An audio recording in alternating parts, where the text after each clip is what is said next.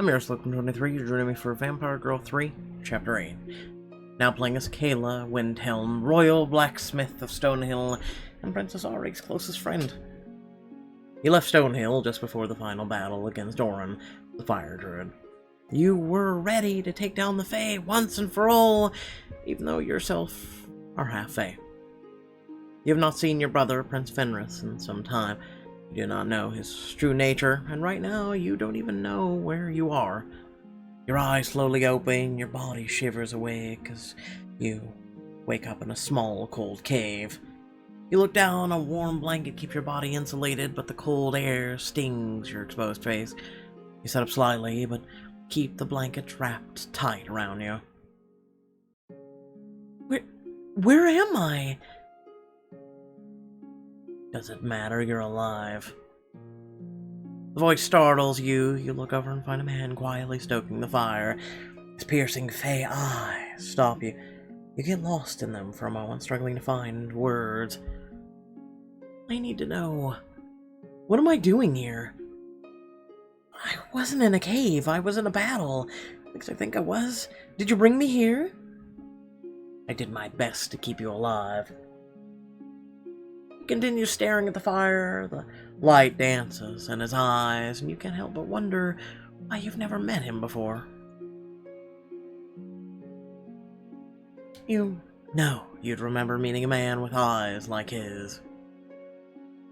What's your name? Tavian Gray. Never heard of you. There are few who have. I work hard to keep it that way. Can't say the same for you, though. I know exactly who you are. You're Kayla Windhelm, a princess of the Seven Realms. Harley, my father was King Lucien, but I'm a shade, a vampire, a fae, a blacksmith, a damn good one, the bastard disowned by royals. Shade. Invisible in society, no rank, no honors. I only have what I've earned for myself. I see. What exactly do you remember about what happened before you woke up just now?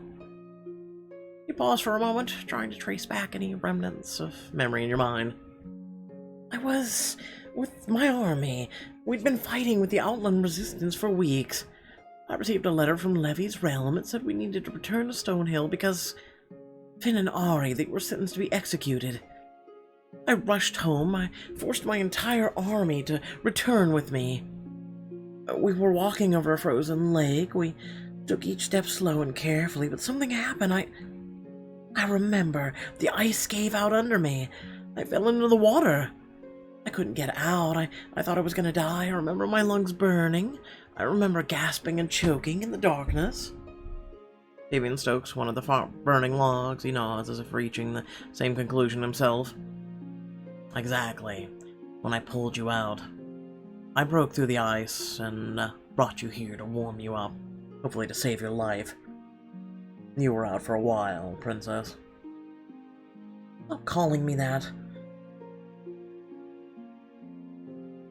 I'm no more princess than you are. Smirks. Sure thing. You slowly sit up from the hard ground, nearly knock yourself out on a stone protruding from the wall of the cave. As you sit up, the blanket slips off you, exposing only bare skin. Should have mentioned, your clothes were wet. Tavian doesn't avert his eyes. He continues staring at the fire, bites his lips lightly.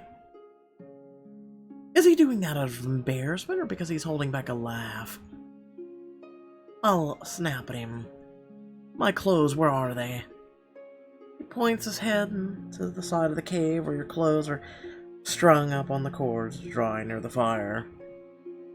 The man stands, his head remains low. The man too tall for the cave. He walks over the clothes, feeling them. Still damp. I suppose I could offer you what's in my satchel.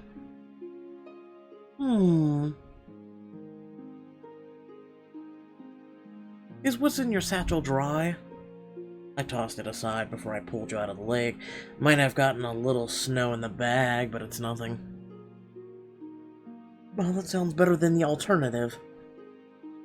His voice is smooth, deep his presence. He has a presence that sets you at ease, though you know he's a stranger. It's just some things I found along the path. Some unfortunate noble must have dropped them. Without looking directly at you, he rummages in a small sack near the fire, tosses you a wrapped package. You tear it open and gasp. These are Earth clothes. I can't wear something like this. Why not? Your brothers do. Because they're royals. Things from Earth are so precious here. It's out of my class to wear these. So freeze then. He does have a point. What I was wearing before, those were just rags. I'll just borrow them. If you insist, but I can't imagine wanting them back. Finish dressing, have a seat, and scoot closer to the fire for warmth. You run your hands along the rich fabrics of the new outfit and smile. You can turn around now. But again, does it matter? I assume you're the one who undressed me, since we're the only two people here. The man turns and faces you, his beautiful green eyes pierce you once more, and you wonder how anyone ever looks at them without feeling something. No need to worry, princess, your honor remains your own. I asked you to stop calling me a princess. Can't believe I almost died like that. Really shouldn't walk on frozen lakes, you know. You think someone like yourself would know that? Well, it wasn't my fault. I need to get home as soon as possible. It's the fastest route. He shrugs, a level of indifference you've never seen before, and is really starting to bug you. He leans closer to the fire, illuminating his face. His eyes distract you, but his face is lean and muscular. You could cut yourself with his cheekbones. So I notice you're Fae. I'm guessing not from Stonehill? He nods and rubs his hands together in front of the fire. He breathes a warm air on them in a huff. I don't know him. I shouldn't trust him, but I feel drawn to him. I should not thank him. Well, I don't want to be too much of more of a bother to you. I better be on my way. Actually, that's not the plan. What are you talking about? I'm sorry. I'm not letting you leave. Tavian, you'd better start talking. Here's my dilemma, princess. I was going to take you to the Southern Realms and sell you back to your family for a nice profit. But if what you're saying is true, and your dad and brothers aren't all that fond of you, then it's not the demons I need to be negotiating with.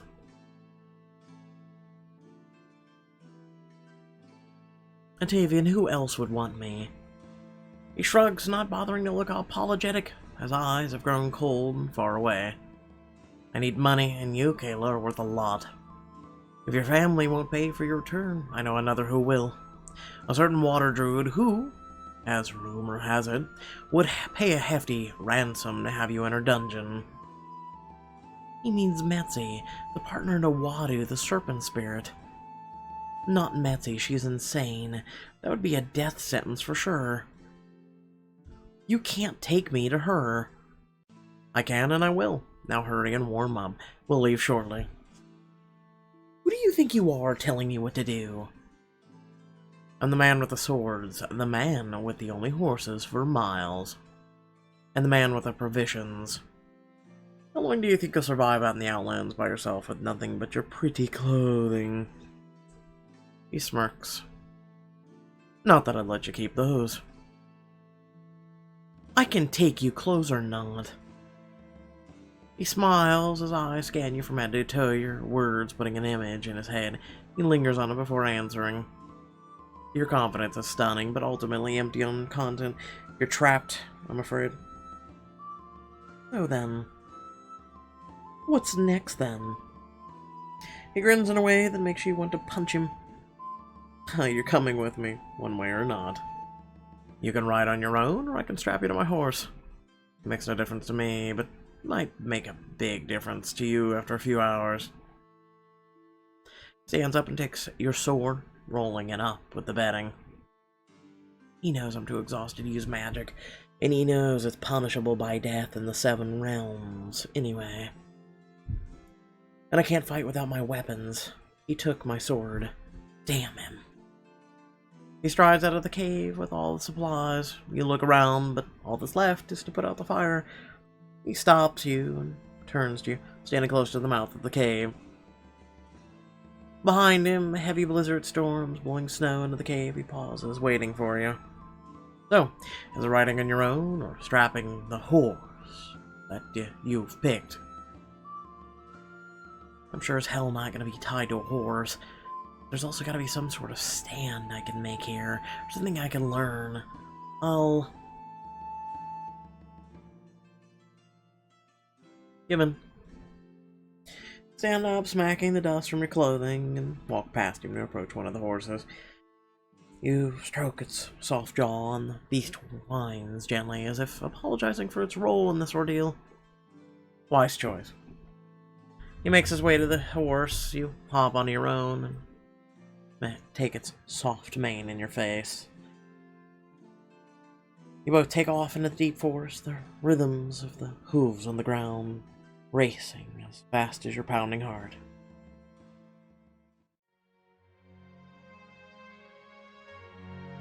Several hours pass, and you find yourself riding through the freezing forests of the Outlands. Follow Tavian through the dense woods, your horses crunching on freshly fallen snow and fallen leaves. He's been quiet for nearly an hour. Didn't know he could last this long without sounding like an ass. Need to figure out a way to get away from him. Tavian's heel taps his horse's flank, and it makes a sharp turn through the trees to your confusion. We've been traveling through the woods, but he's purposely avoiding roads and open areas. Why is that? Is he hiding from someone? Being extra cautious, but why? We're in the Outlands, he's Fae. What's he gotta hide from? He clears his throat, finally breaking the silence. So, the Shade, half vampire, half Fae. You feel more loyal to the Fae or the vampires? A silly question. I'm loyal to... neither. I'm loyal to myself and to what I stand for. Neither Fae nor vampires are my people. I am half of nothing and wholly myself. Many treat Shades as though we were between worlds. That isn't true. We have our own. We manage just fine without the vampires keeping tabs on us. And besides, your kind are elitist and unwelcoming to anyone not pureblood. Licks his tongue and his horse responds, taking a left turn towards the sound of running water. You're right. Our people have not always been the most tolerant. But that seems to be changing, if the new Midnight Star is any indication. Your eyes go wide. This is news that never made it to the battlefield. There's a new Midnight Star. Is it why the druids have returned? He nods. I'm surprised you don't know the story of the half-Fae princess who was spread through the land like wildfire. The girl from the other world, they say she's half human, half Fae. She came to unite the world and bring back magic to our people. You nearly fall off your horse at his words. He's talking about Ari. She's the Midnight Star? Are you sure about this? Yes, absolutely. She was among the demons at first, but a number of Fae managed to retrieve her and awaken her true self.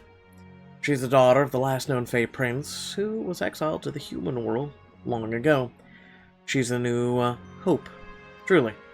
Druids live once more, thanks to her. Tavian looks back at you when confused by your sudden silence. It is said she dwelled in Stonehill for some time. Do you know the Midnight Star?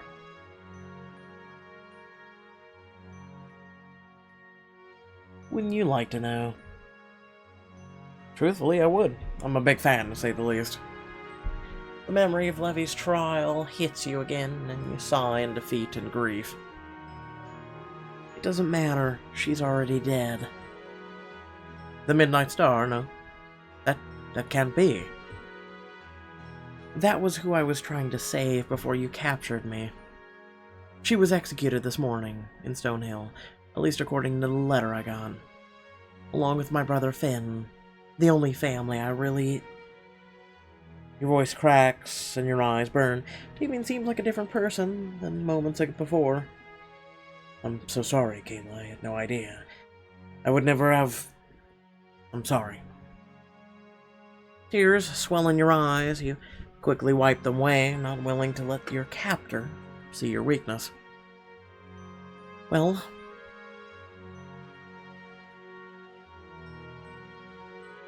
there's nothing that can be done about it now. The Fae should have done more to protect her, if they believed in her that much. Hope may not yet be lost. I need a moment to focus.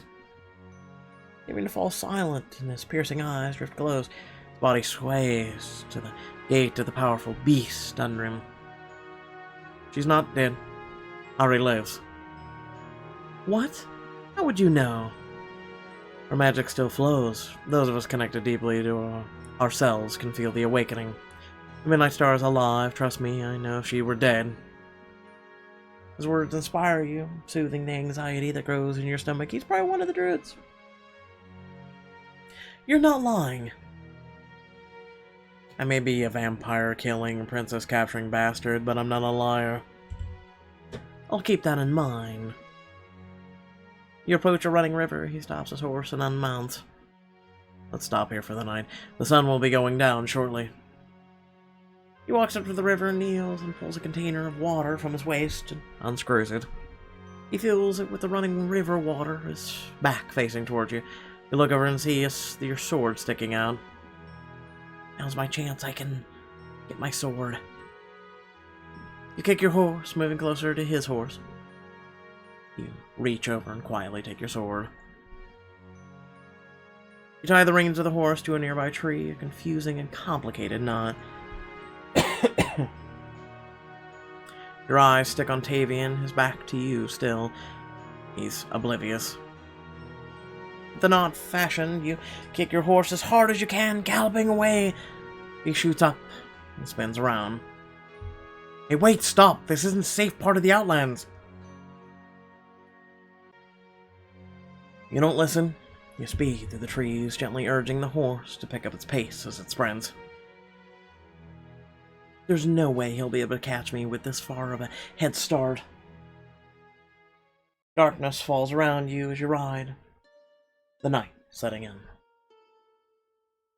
It's a long journey back to Stonehill, but I should be able to make it in a day or two. I need to find a place to crash before it's too dark. But as long as it's far enough from Tavian, I should be fine. The gallop of your steed is loud, echoing through the forest, but you hear something else. You hear the quick steps of something behind you. It must be Tavian. He's been following me, but how did he get his horse untied so quickly? You turn quickly and choke back a shriek as you see the horror approaching. A large black bear runs full speed behind you, chasing you and gains on you with speed, outmatching your horse. Thick saliva drips from its bared fangs, desperate to catch its meal. Not today, not like this. Come on, I have to get out of here. You kick your horse aside and it rears back with a knee, nearly throwing you off. Now near, the bear swipes at the horse's back legs, scratching the skin and tearing it. The horse cries out in pain, stumbling on the snow and leaves. Its forelegs buckle with the strain. As it begins to tumble over, you leap off, silently wishing the poor creature an apology. I wonder what's worse, being kidnapped or being bear food. You slide along the ground, sticks snapping and scratching you as you skid to a stop near the tree. Your horse pulls itself up and races away, leaving a trail of blood on the snow. The bear watches it leave, knowing it has a better meal in store. It creeps up to you, snarling. Its eyes are black and heartless. I have to run away. Sprint as fast as your feet can take you. As tired as you are, you use every ounce of energy and adrenaline to get away. You hop over some low-hanging branches. You hear them snap as the bear runs straight through them. Your speed is no match for the bear. It immediately catches up to you, knocking you to the side with a swipe of its paw. You feel the powerful momentum of its attack throw you to the side. You slam into a tree, falling into the cold, white snow. You get up as quickly as you can, and your back stays pressed to the tree. It leaps at you, claws and teeth out. Cover yourself in your arms, your eyes closed. Suddenly, a large white tiger with black stripes comes screaming through the jungle in full sprint. Hi, kitty. The bear lunges at you, but is tackled by the tiger, merely inches from your face. They fight viciously, scratching and biting each other as they tumble through the snow. Wounds form from their claws and bites. Blood turns the white snow a sickening strawberry red. Every instinct tells you to just run, but your legs won't move. Your breath feels stuck in your chest.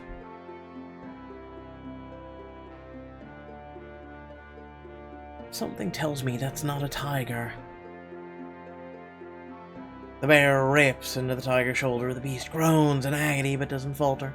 It fights with purpose, throwing itself into the fray. It claws the bear's throat as they crash to the ground. With one final tear of sharp, feline teeth, the bear collapses, dead. The tiger makes a pained noise as it tries to stand. It stumbles, falling to the ground. It lays on its side, exhausted, breathing heavily. A low, chuffing noise rises from its throat. You approach carefully, holding your hands out to show it that you're unarmed. Hey, big guy,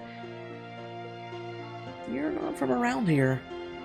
Suddenly, the stripes on the tiger's fur begin moving, swirling into a pattern. A blue haze exudes from the animal, setting the striped skin and fur aglow, shifting and churning on the surface. The tiger slowly morphs its shape, the tail recedes, arms lengthening, a human form emerges. But you're Tavian? Hey. And with that, his face hits the snow. He's out cold.